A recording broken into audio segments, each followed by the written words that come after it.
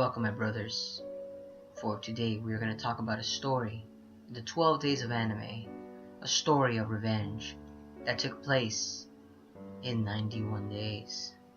So grab your alcohol, if you may, or grab a cigar, as we are going to delve into the world of the Prohibition era.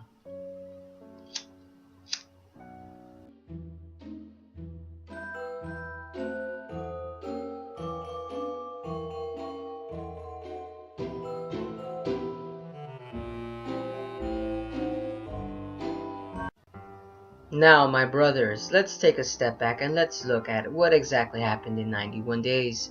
Now, 91 Days was a very different particular anime in the summer of 2016, as this anime involved a very tragic death in the first episode involving the main character's family dispute with the Vanetti family.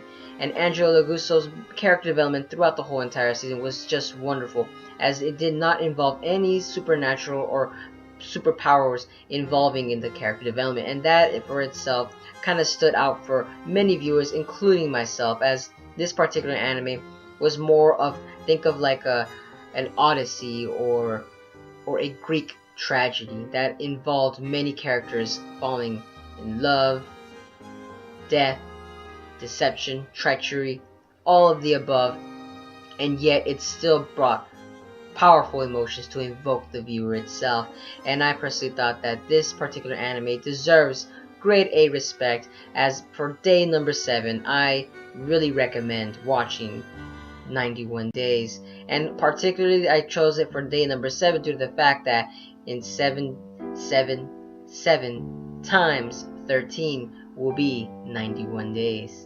And of course, let's not forget that the anime itself also had a beautiful soundtrack, had a beautiful set of characters that also had their own eccentric moments, but also had powerful imagery at work right there.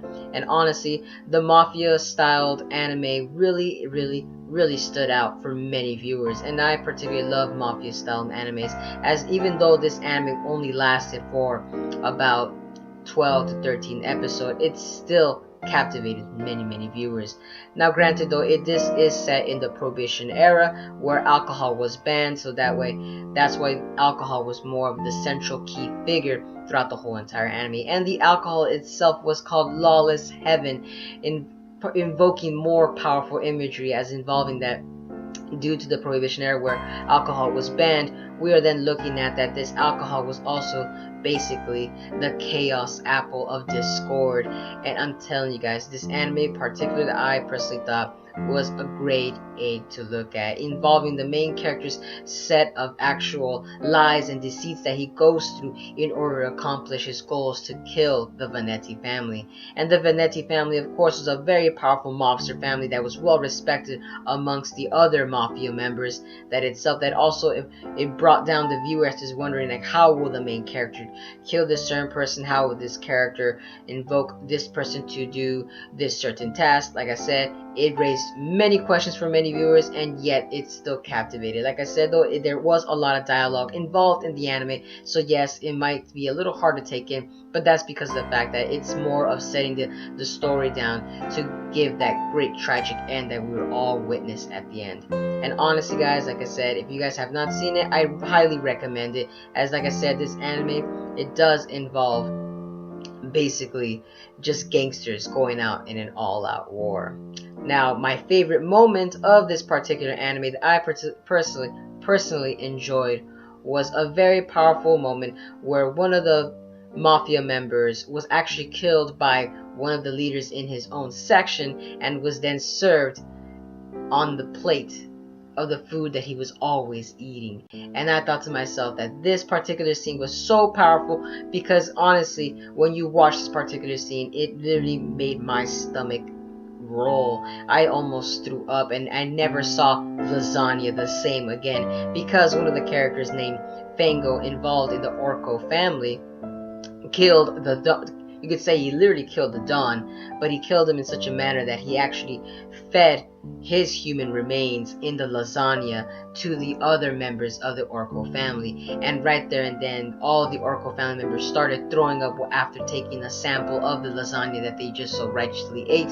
And right there and then, guys, I thought to myself, for 2016, that was the most powerful imagery a person can get invoked in 2016. And I honestly thought that, wow, you know, if you did not get your stomach gut rolled, you guys have an iron gut, because I personally thought that was very disgusting. Just the imagery in my head, just looking back at it, Fango serving everybody human remains, and the members weren't even aware it was human remains. He probably thought it was poison, but nonetheless, though, it's still considered poison to a T, you could say.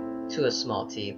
But granted though, like I said, 91 Days is still very great anime to look back and still watch over and over and over again, because of the fact that the way the story is set up, that it even gave an ambiguous ending in itself, as to give the viewers its own interpretation as to how the person wants it to be viewed, because of the fact that we don't know for sure at the end of the anime if the main character was killed by the Veneti family member Nero, which was the main antagonist throughout the whole entire story, but slowly becomes the protagonist. So like I said, it depends on the personal view as to how they view Nero throughout the whole entire anime, and how they view Angelo throughout the whole entire anime. Like, both of them could be considered either the protagonist or the antagonist. That's because both sides of the story, they're both having a tragic ending. And like I said though, guys, let me know down in the comments below as to what are your guys' thoughts on this particular anime. And like I said, 91 Days was a blockbuster summer hit right there. I personally enjoyed it to the very end, that I marathoned it in one go.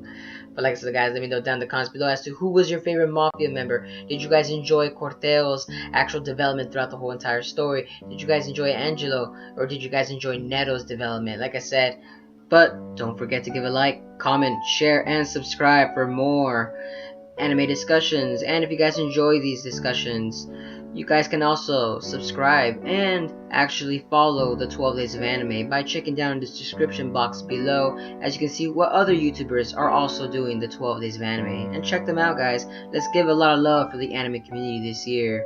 So, buonanotte, mio fratello.